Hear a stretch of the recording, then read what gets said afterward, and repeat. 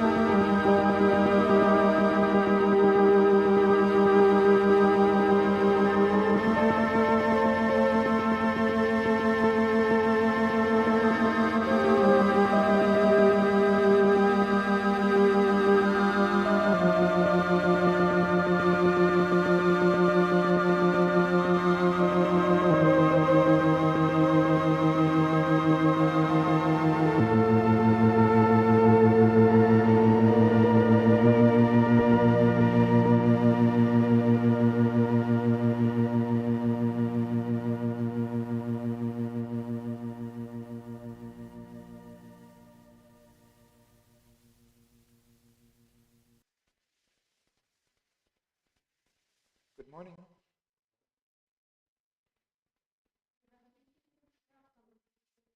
Oh, thank you.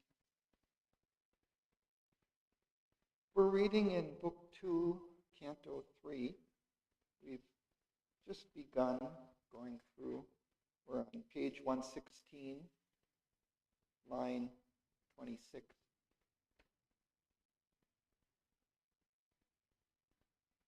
So we're following Aswapati in his journey through the inner worlds.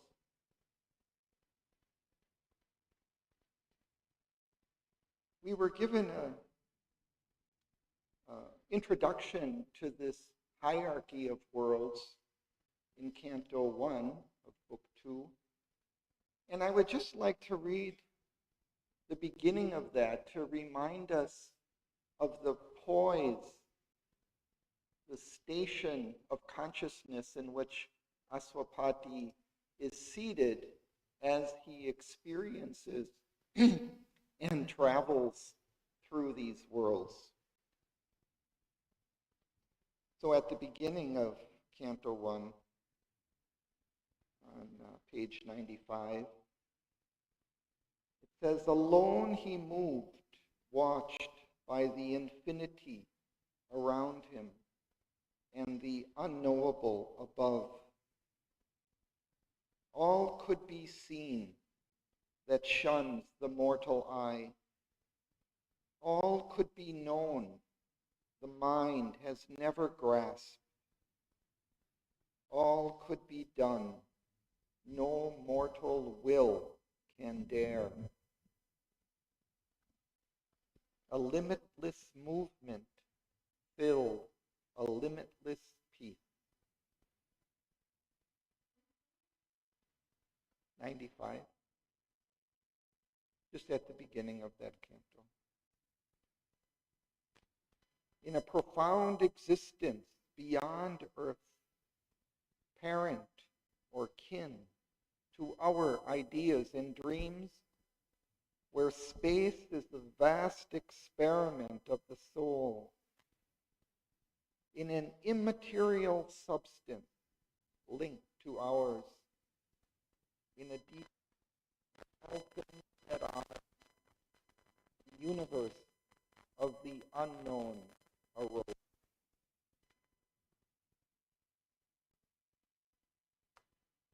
So we see him stationed at this very high level of consciousness in which he's seeing all of these worlds.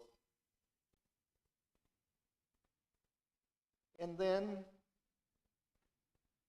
in Canto 2, he traveled through the first of these kingdoms closest to earth, the kingdom of subtle matter.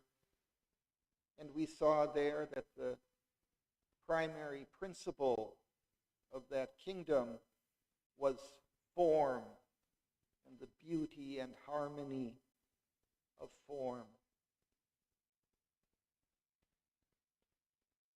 And now we've begun the travel through the vital worlds, the life worlds. And in this Canto 3, the glory and fall of life, we're given kind of an overview of a whole series of different planes of the vital world, from the low to the higher vital. So we're given first kind of an overview, and then in the cantos that follow, we will go more step by step through these worlds. He's giving us an overview. And what we find especially expressed in this canto is the overall character of the vital world. And one of the things also that we see, especially in the lower ones, in the lower vital planes, we see reflected very much something that occurs in our world, kind of a level of consciousness in which is very common to our own experience. But here, it's expressed in its kind of an isolated clearness. So we see it kind of distinct. Here, it's all mixed with all kinds of different influences. There, we see it in its own unique character in a starker way. So let's continue reading at line 26, and Suresh can begin.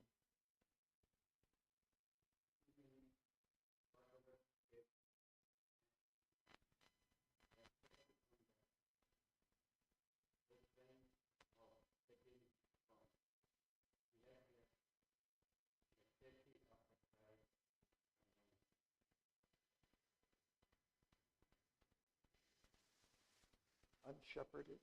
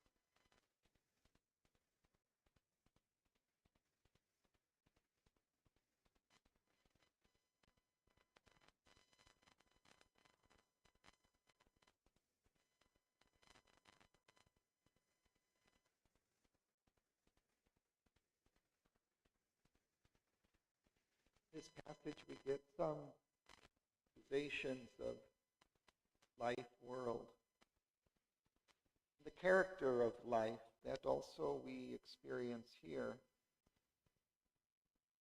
But we see that in this world, it's free of the restraint of settled forms, whereas in our world it's constrained in some ways, this freedom. But there, it's free. It can shape the form to its own liking. So assuming whatever shape her fancy wills, it's dominant over the shape, over the form. Escaped from the restraint of settled forms, she has left the safety of the tried and known.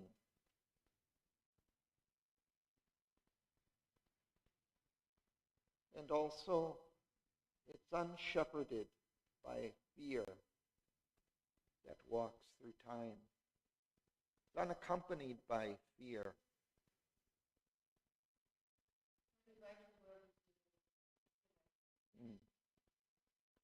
So it's quite willing to risk whatever it takes to explore, to adventure into the unknown, to try out new things.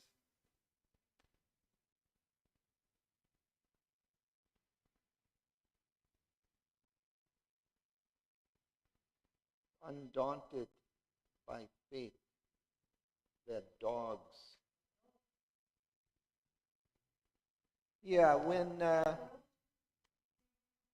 we walk down the street, the dog often will follow kind of just behind or close to your feet. Yeah, not only chasing, but also just following along.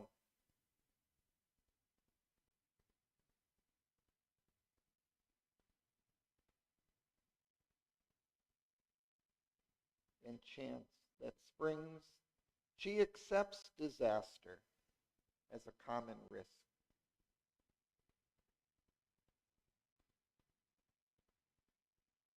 careless of suffering, heedless of sin and fall. You just take these things along without any problem as common risks, as part of life. She wrestles with danger and discovery in the unexplored expanses of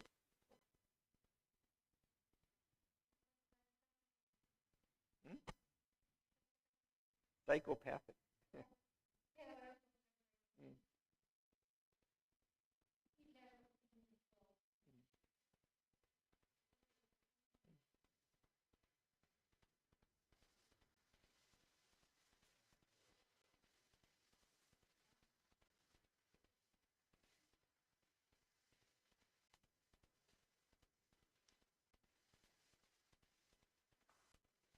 Well, see, in our world, the mind, the conscience is always there, kind of restraining the vital. But in this world, the vital is dominant, and that conscience, the mind's control, is released. It's not as dominant there. Here, the life force is dominant.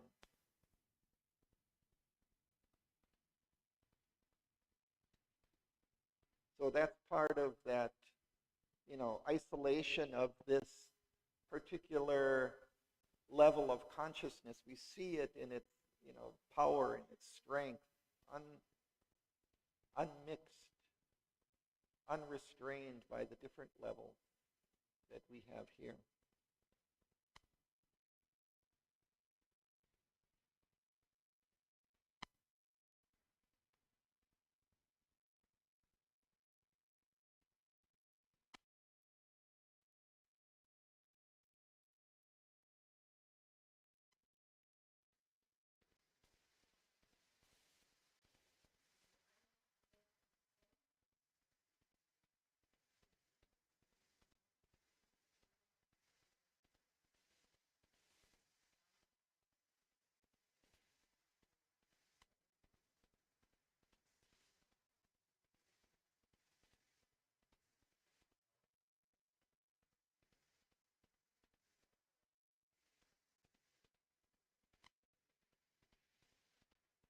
Yeah, I think it's like the field of the soul's experience.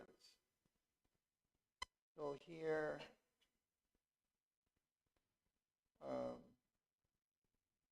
so these are the expanses, this wide field of the soul's experience. His soul is going through this realm.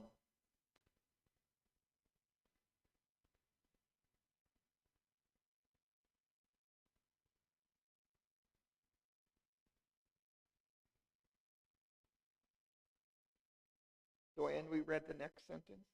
To be seemed only a long experiment. The hazard in seeking ignorant force.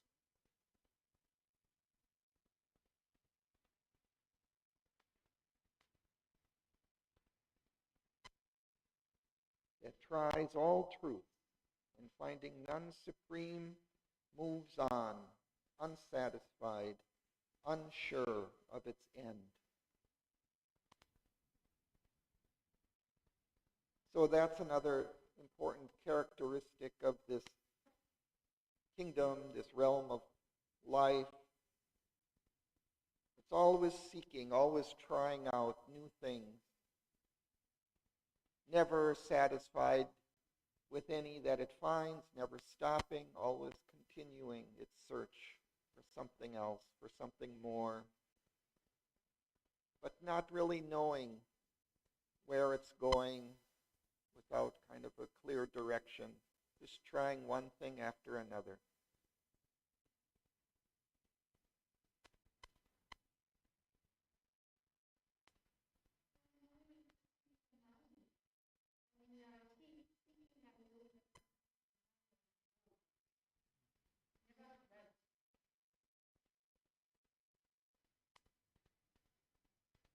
But we think of desire, right, as kind of it's always wanting something.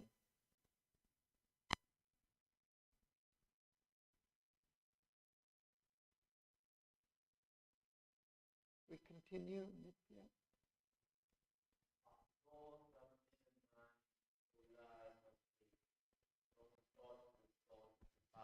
From face to face, turtle by her own powers of or proud and blessed, now master of herself, now toy and slave.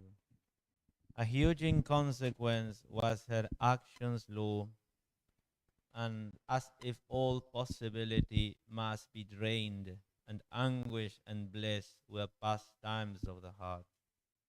In a gallop of thunder-hooved vicissitudes, she swept through the race fields of circumstance, or swaying, she tossed between her heights and deeps, uplifted or broken on time's inconstant wheel. Thank you.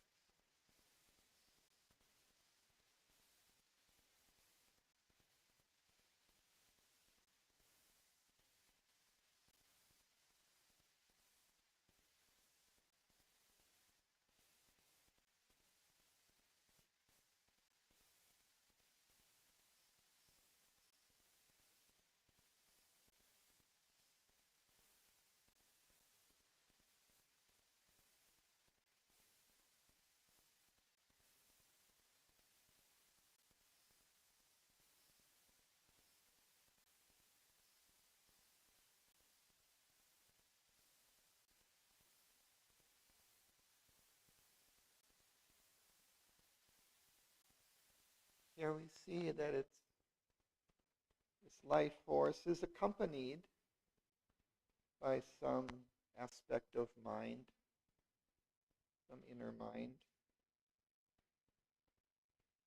So what it sees, this mind sees, then it's given expression by this life force. So from thought to thought, she's passing from phase to phase. So the mind here, whatever is watching this unfold, it's also inconstant, changing, ephemeral, going from one thought to the next, always changing. And this life force gives that expression.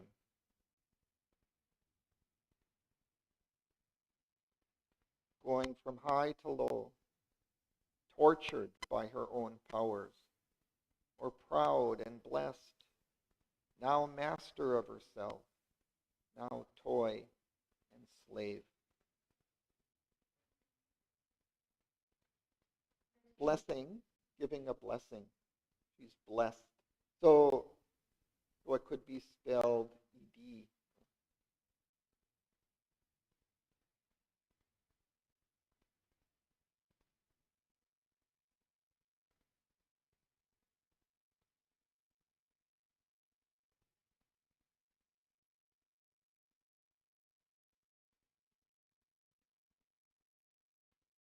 At times, this vital energy feels like it's in control and it can do what it wants. At other times, it feels borne, carried along by some energy.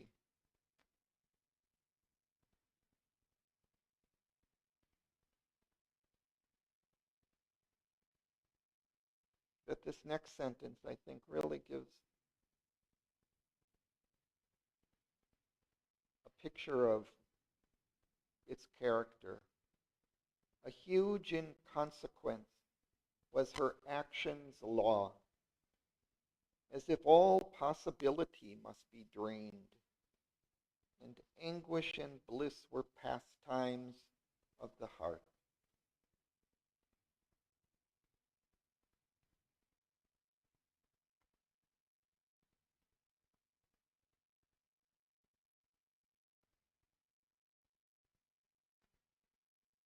We may sometimes wonder, why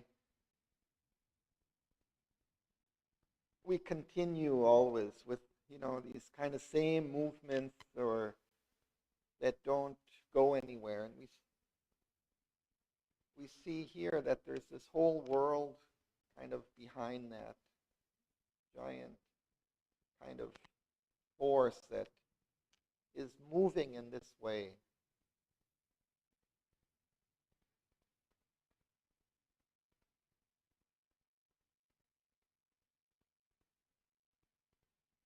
We continue. Would you like to read?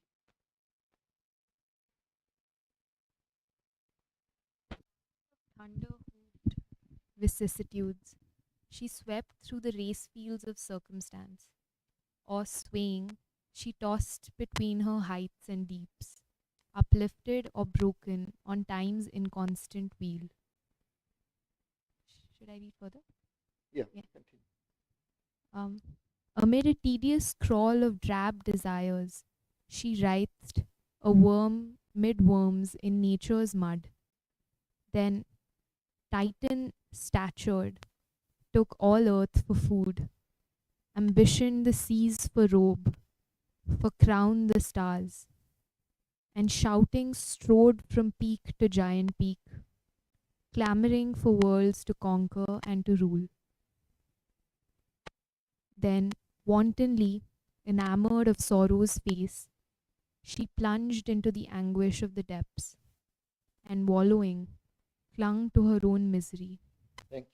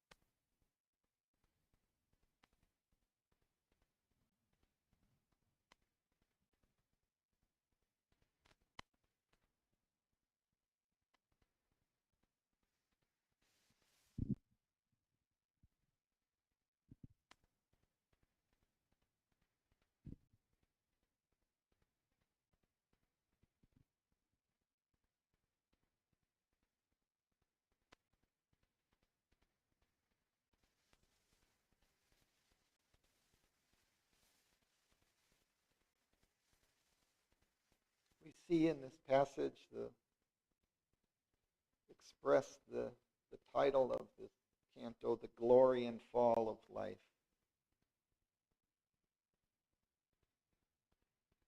In a gallop of thunder-hooved vicissitudes. So a horse, when it gallops, the sound it makes can be kind of like thunder. And it's moving, galloping through vicissitudes, kind of changing circumstances, also difficulty and hardship. She swept through the race fields of circumstance, as if in a horse race. Things happening by chance.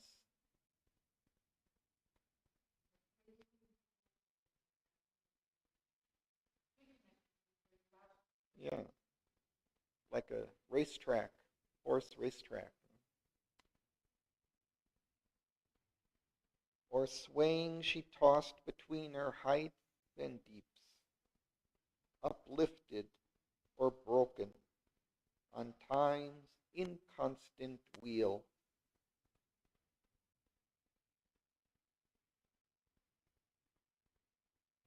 Going from the heights, like on a Ferris wheel, to the heights, to the lowest depths.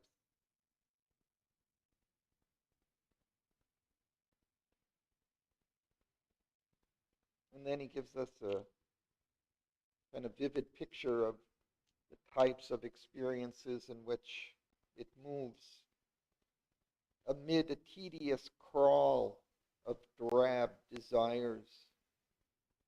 She writhed, a worm mid worms in nature's mud. Then, Titan-statured, took all earth for food, ambition the seas for robe, for crown the stars. And shouting strode from peak to giant peak, clamoring for worlds to conquer and to rule.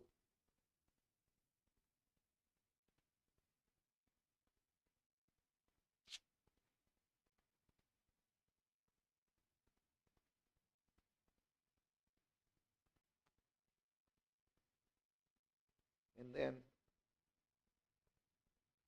wantingly enamored of sorrow's faith, she plunged into the anguish of the depths and, wallowing, clung to her own misery.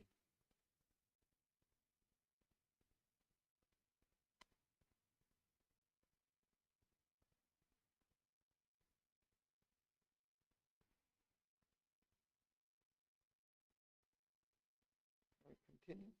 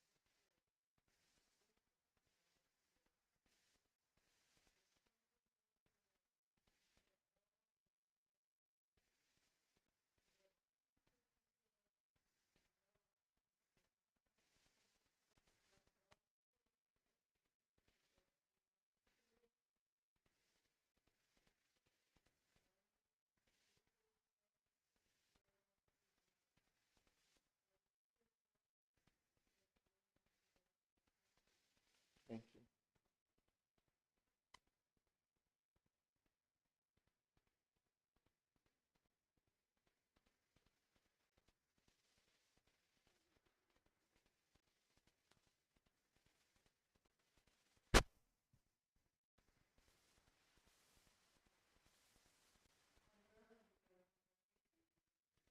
Hmm.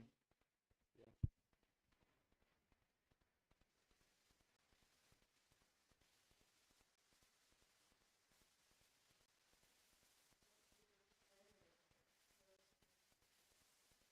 Squandered.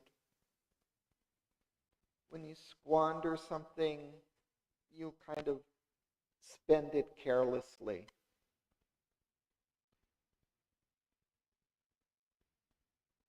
So, kind of waste.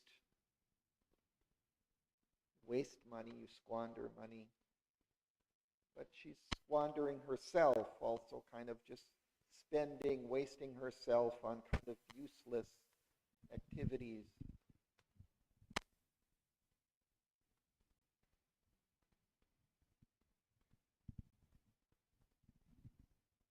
And then as she kind of wastes her life, and she writes the account of all that she had lost. She thinks back, oh, all the things I wasted, all that time, all that energy I've wasted. And she just keeps going over that and over that, thinking about it. All that she could have done.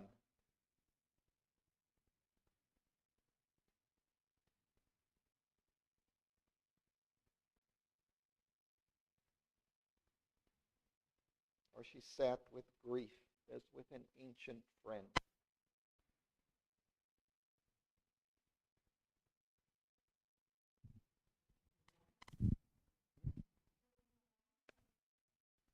A romp of violent raptures. A romp is kind of an excited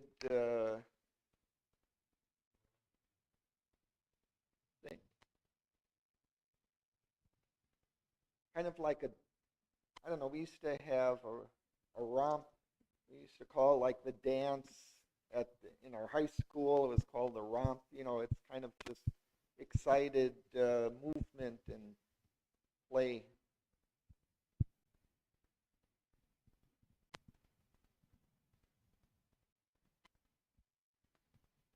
So a romp of violent raptures soon was spent.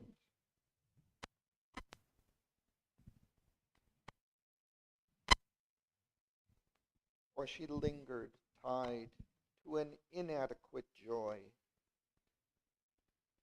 missing the turns of fate, missing life's goal.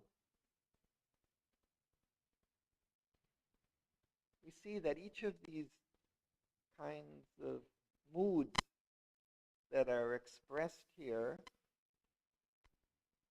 take place here, and we even have people that kind of embody and express these in their lives, kind of people who sit with grief for years on end, or people who,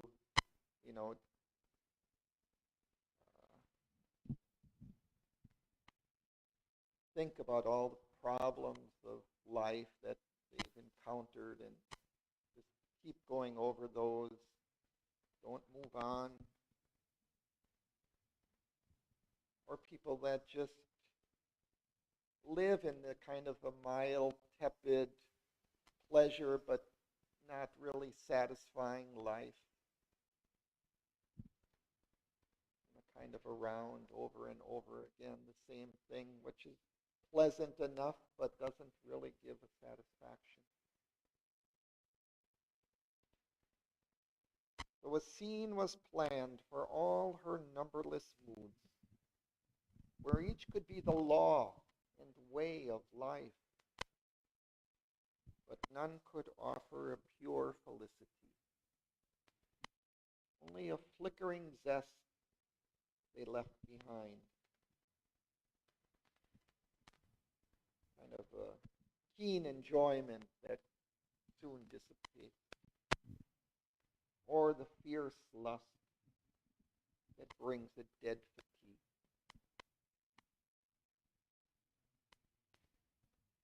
Who planned?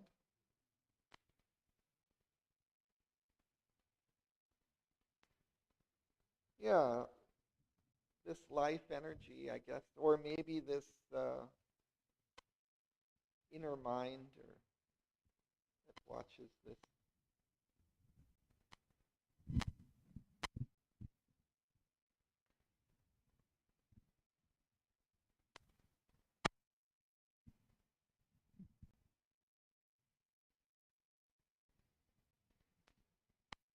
I think it's more like, all these moods are given a kind of a full expression in the life, like as if in a play.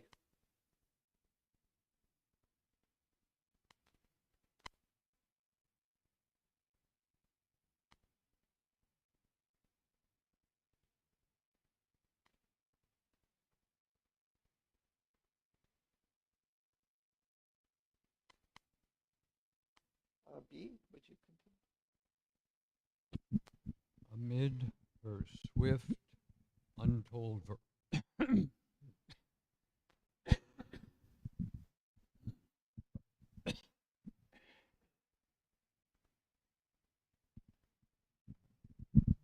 amid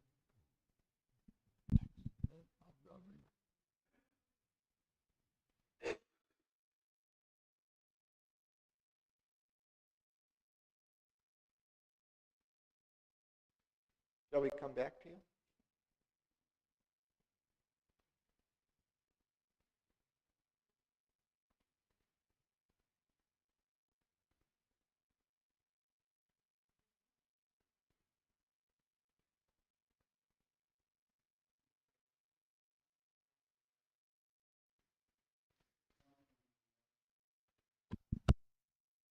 for the same, and in the new saw only a face of the old.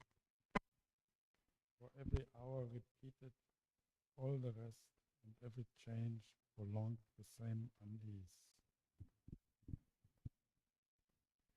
A spirit of herself and aim unsure, tired soon of too much joy and happiness, she needs the spur of pleasure and of pain, and the native taste of suffering and unrest. She strains for an end that never can she win. A perverse savor haunts her thirsting lips.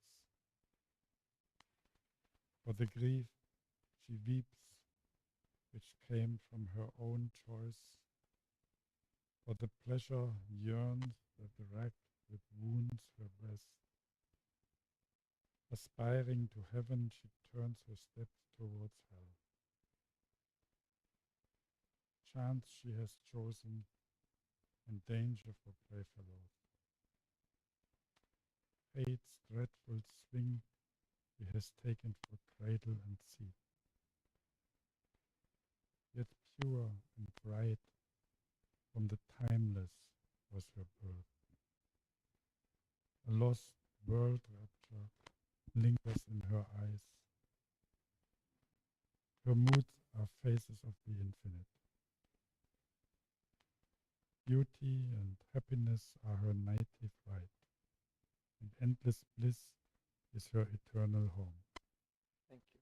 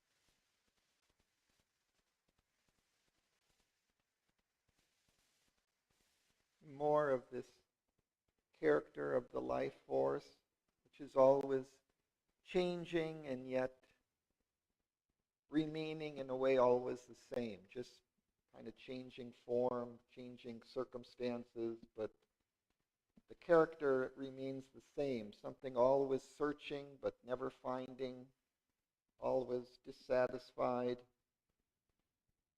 always repeating over and over again the same kind of useless activity.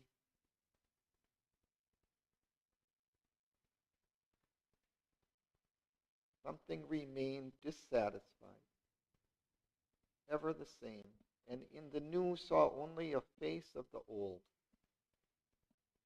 For every hour repeated all the rest, and every change prolonged the same unease.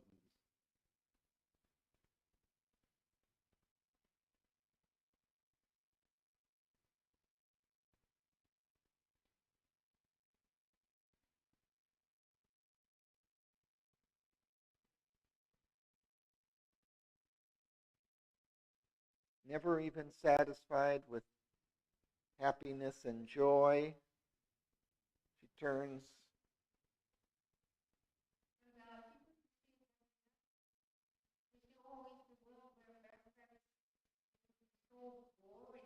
yeah, exactly. Yeah, yeah.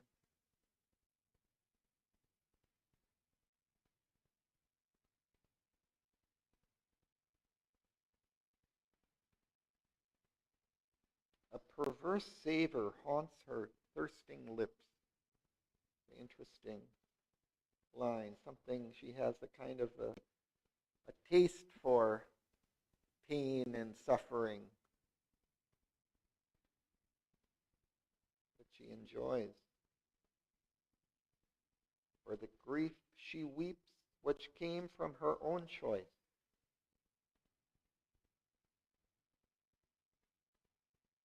the pleasure yearns that racked with wounds her breast.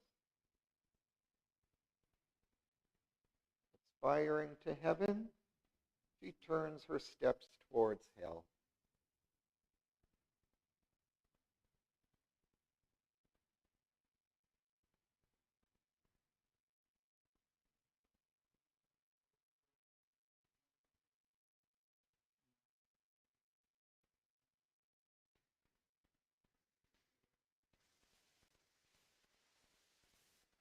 She's caught in it in a way, you know. She's attracted to this and that and never finds satisfaction.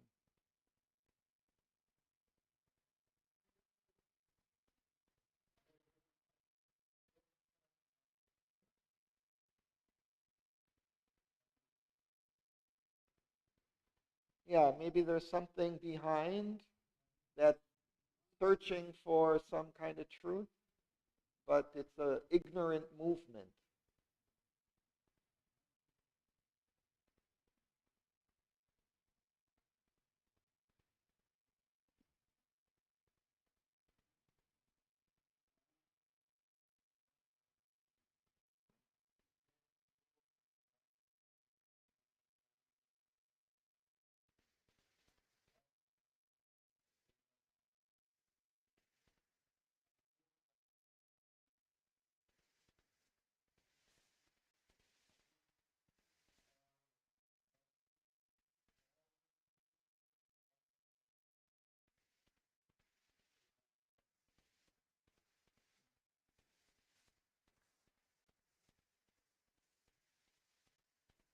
Yeah, it brings us back to the fact that it's kind of a derivation of something higher, something beautiful, something of the light, of the bliss, of the ananda of existence.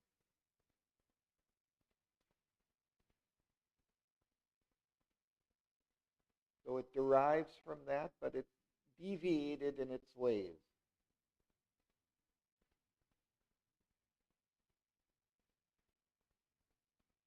And it's expressed not in a kind of a pure delight, but in this duality of, joy and suffering.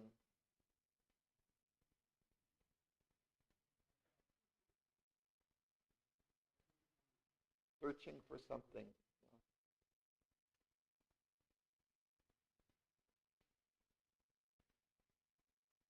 Searching but not finding.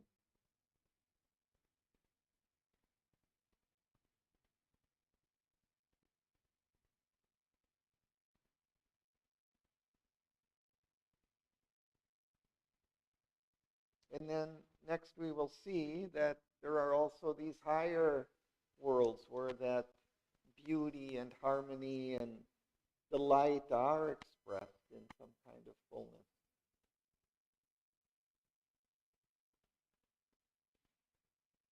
So B, would you like to try again?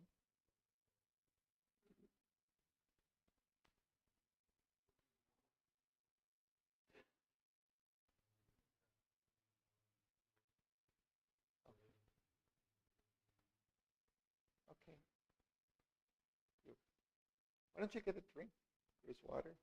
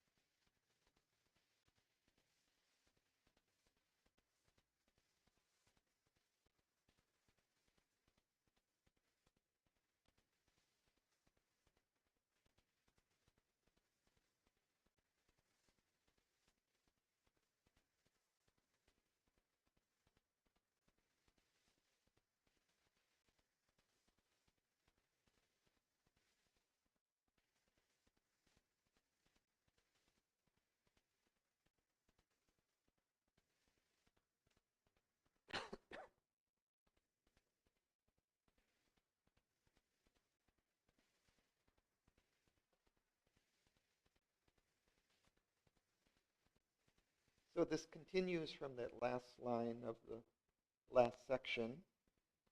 And endless bliss is her eternal home.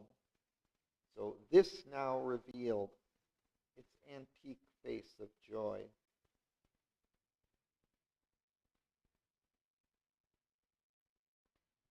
A sudden disclosure to the heart of grief, tempting it to endure and long and hope. So he sees as an image of this higher life, of this bliss above, and it tempts it to endure this kind of changing circumstances of pain and pleasure, to go through it because there is this something greater, enduring bliss above. So even in changing worlds, bereft of peace, in an air racked with sorrow and with fear, and while his feet trod on a soil unsafe, he saw the image of a happier state.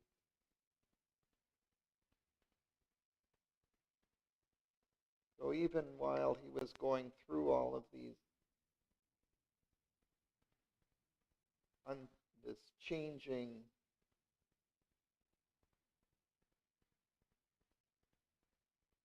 he sees this greater thing above.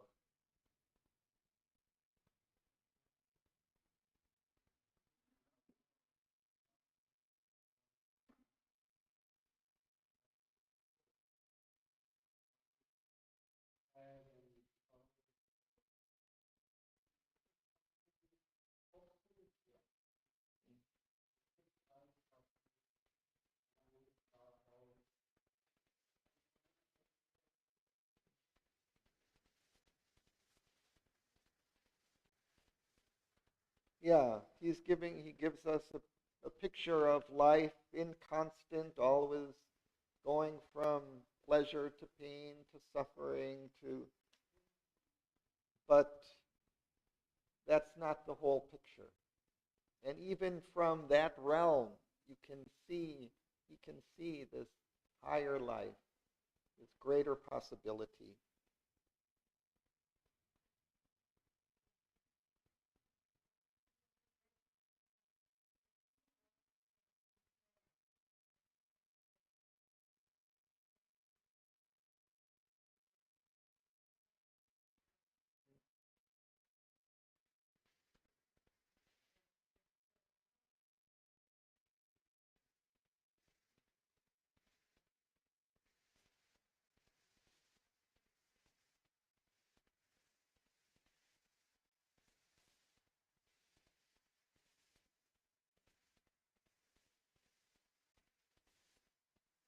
So we get another kind of view of this hierarchy of worlds in an architecture of hieratic space, circling and mounting towards creation's tops. We had that image earlier where he was seeing this image of worlds piled on worlds, towering up to the infinite. So in the life plane also there are many levels. At a blue height which never was too high for warm communion between body and soul. It has that warmth of feeling even at that in the higher realms. As far as heaven, as near as thought and hope, glimmered the kingdom of a griefless life.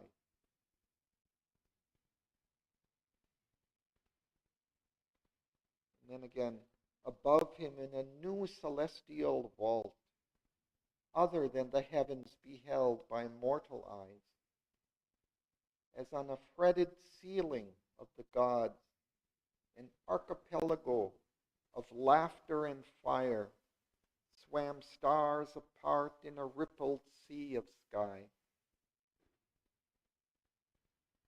It's almost as if in a great cathedral they paint on the ceiling, or there are my carvings of images fretted. Yeah, I think it's like carvings.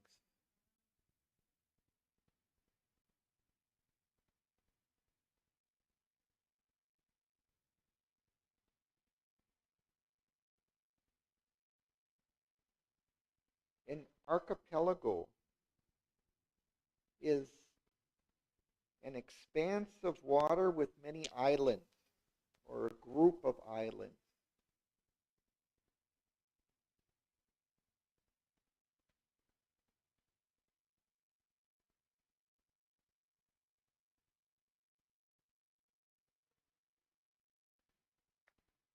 We're going to pause a moment.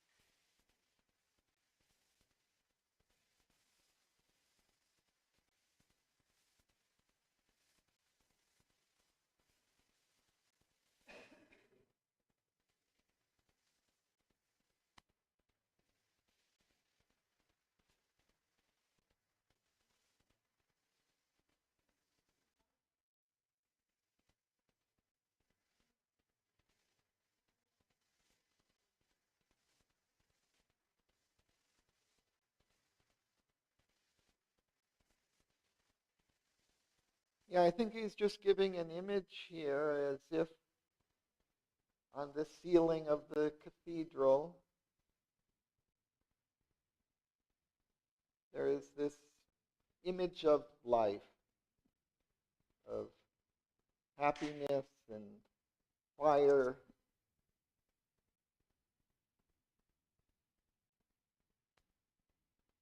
As if stars floating, swimming in the sky. And the image continues.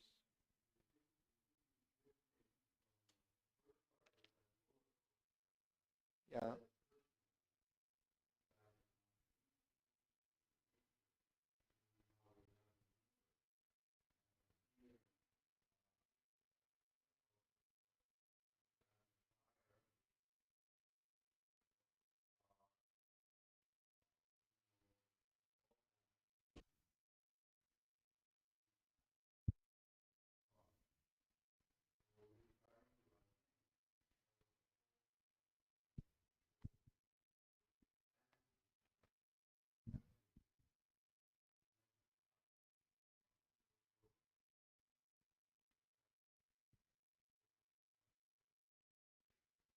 Yeah, I think that's.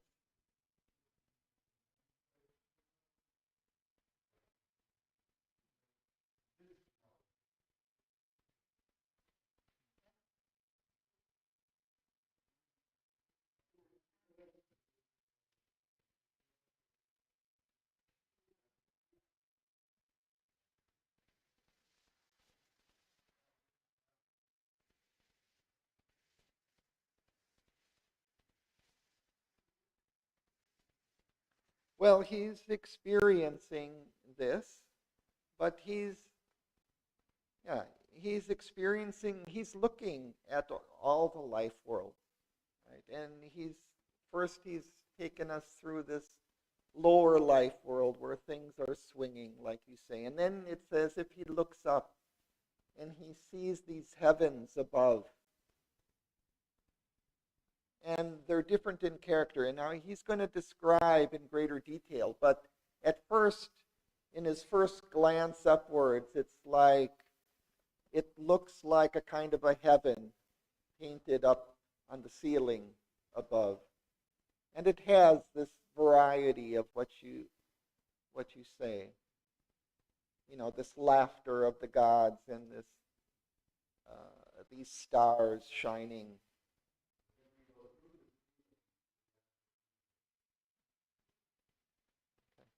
Well, let's see where we go.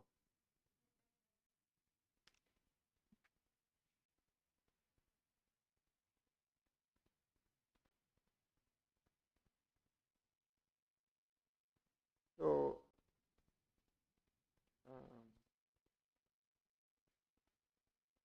so we continue. Anandi, you could. We're on page 119.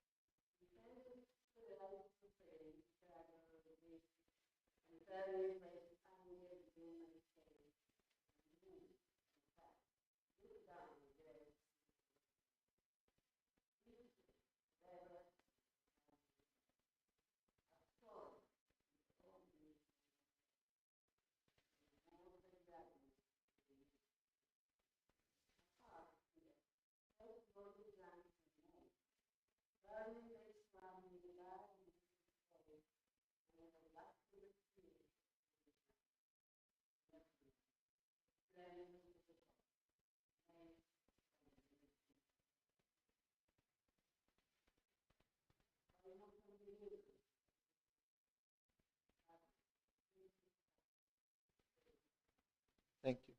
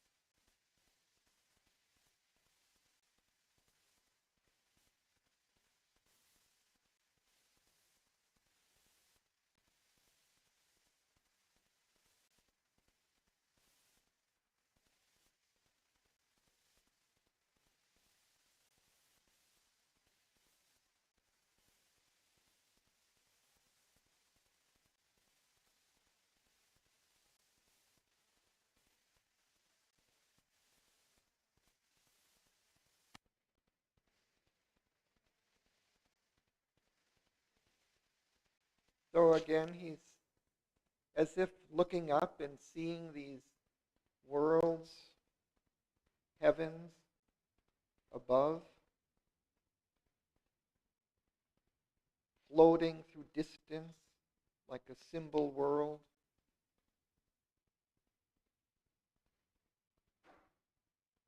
And on the trouble and the toil they could not share, on the unhappiness they could not aid,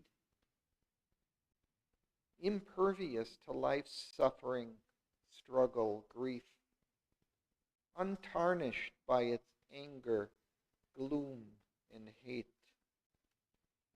unmoved, untouched, look down, great vision plain. So as if they're far above, floating in this beauty, looking down on those plains below of change, sorrow, pleasure, suffering, far above, but they can't seem to really help with that. They don't participate in that lower movement.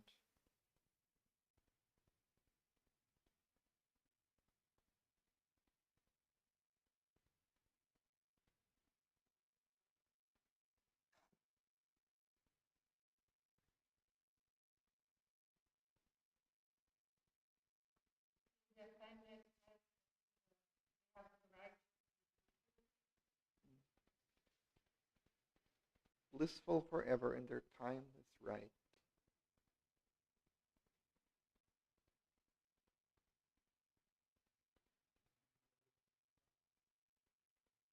What?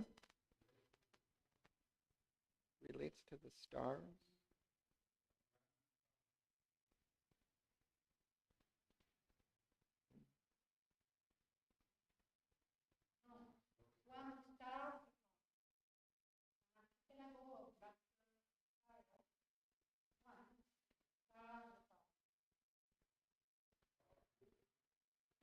Yeah, but that ends there. There's a full stop there.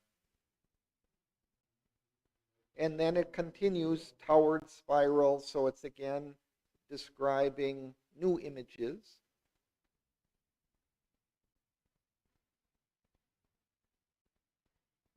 But he's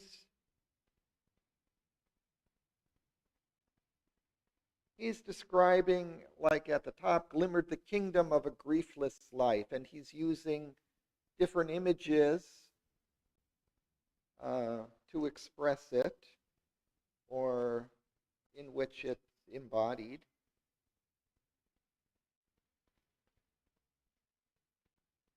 But here he's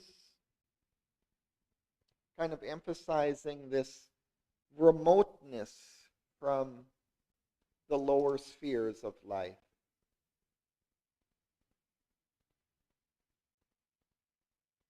How it's not touched by all of that inconstant change and suffering.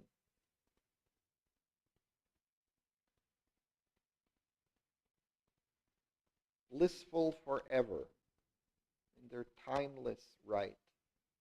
So it's as if they're kind of in this state of bliss immortally, not like in the lower realm where there's this constant change.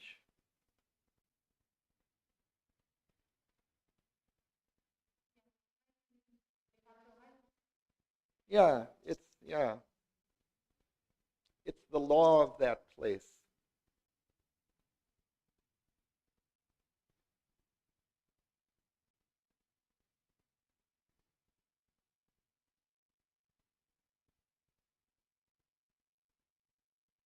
So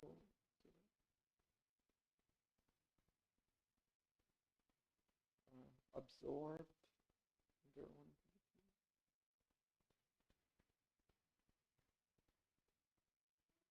19, page 119, in the middle, absorbed.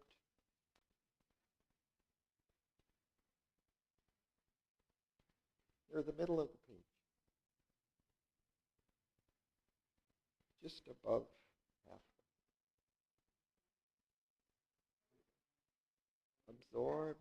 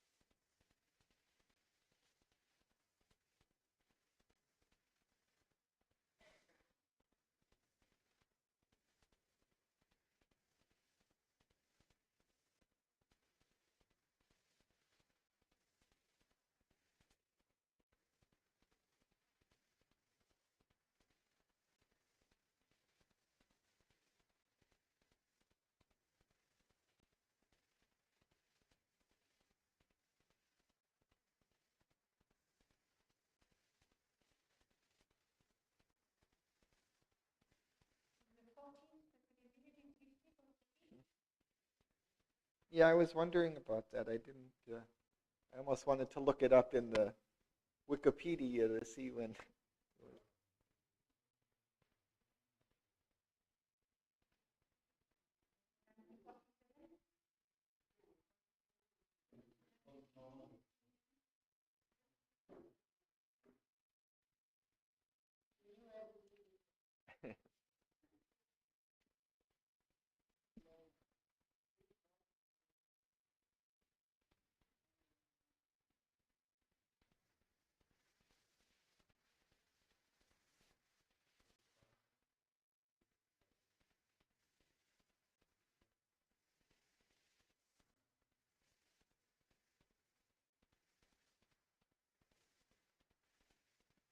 Yeah, I'm not sure if the word might also predate the, the contraction of.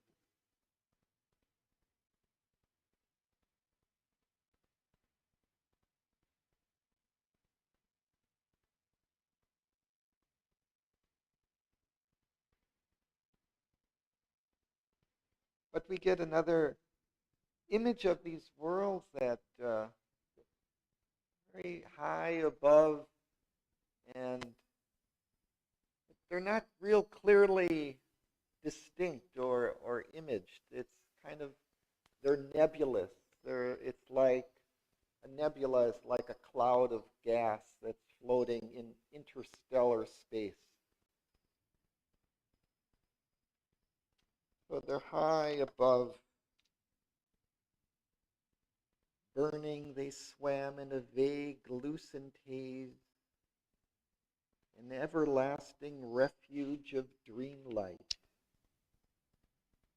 a nebula of the splendors of the gods, made from the musings of eternity.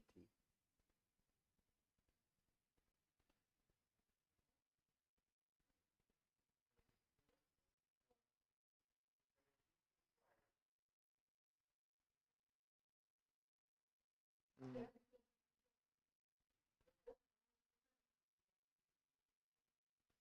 Swam stars.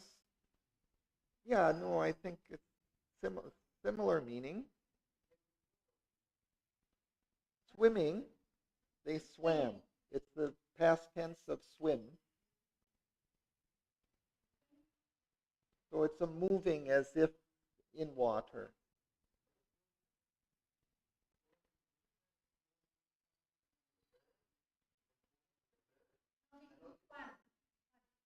Oh, yeah, that's swan. This is swam.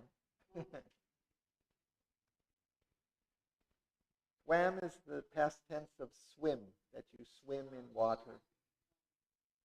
So before it was like the stars were as if swimming, moving in space. Here,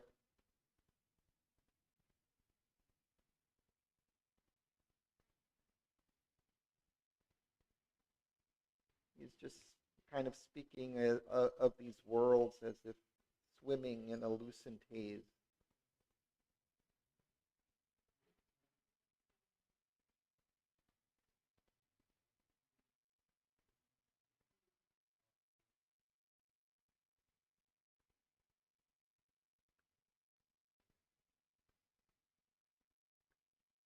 And is as if a magic television's glass. So he's seeing them as if through a magic television, like images thrown from a far scene, too high and glad for mortal lids to seize. They're so far up, they're kind of indistinct. But near and real to the longing heart. Still, they're difficult to see an image, but we can feel their delight.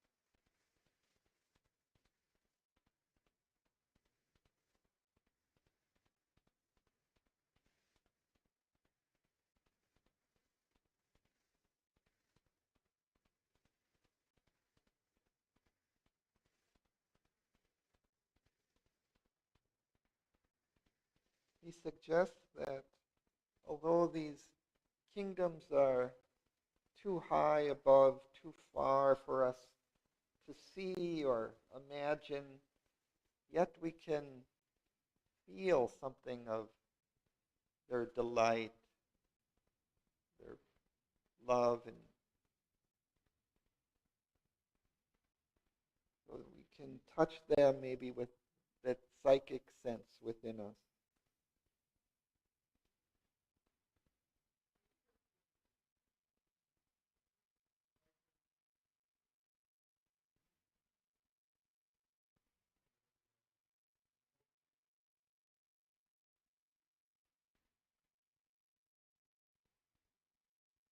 So in some close, unattained realm, which yet we feel, somehow we can touch it more through our heart than through our mind or vision, I think. They are immune from the harsh clutch of death and time. They escape the search of sorrow and desire. In bright, enchanted, safe peripheries, forever wallowing in bliss they lie. Mm.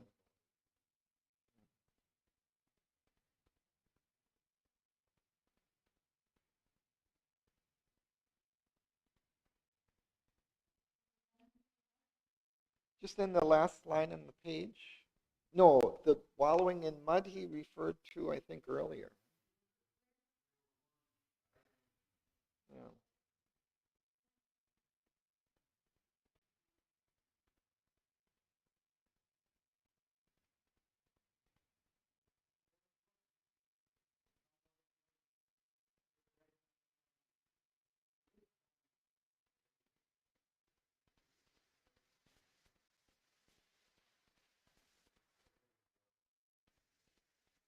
Yeah, before it was, she plunged into the anguish of the depths and wallowing clung to her own misery.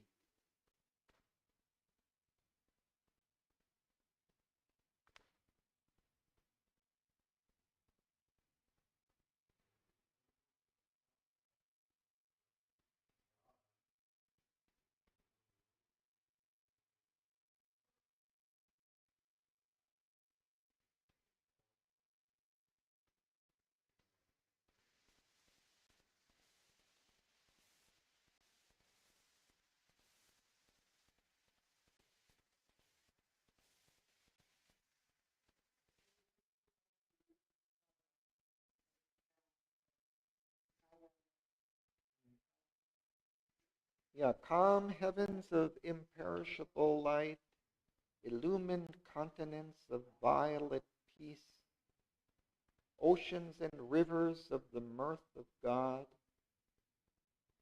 and griefless countries under purple suns. So I looked these up. Violet, symbolic of divine grace and compassion, and this purple, vital power. Vital.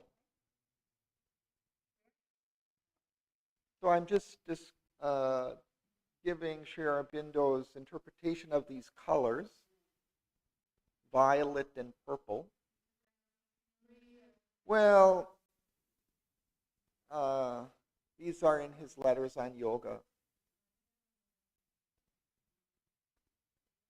In volume 3, he interprets many different symbols, different colors, different animals, all kinds of things.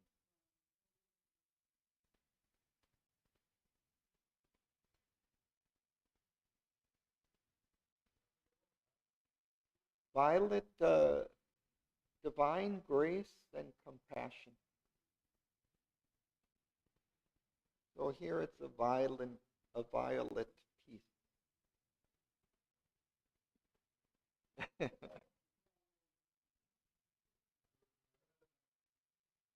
Yeah, it's a dark, more bluish. The purple brings in more red.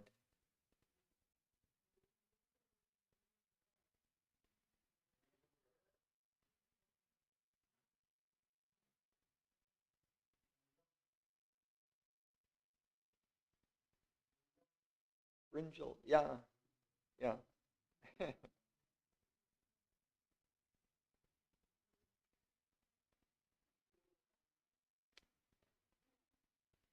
But again, these worlds, they're closer to the feeling.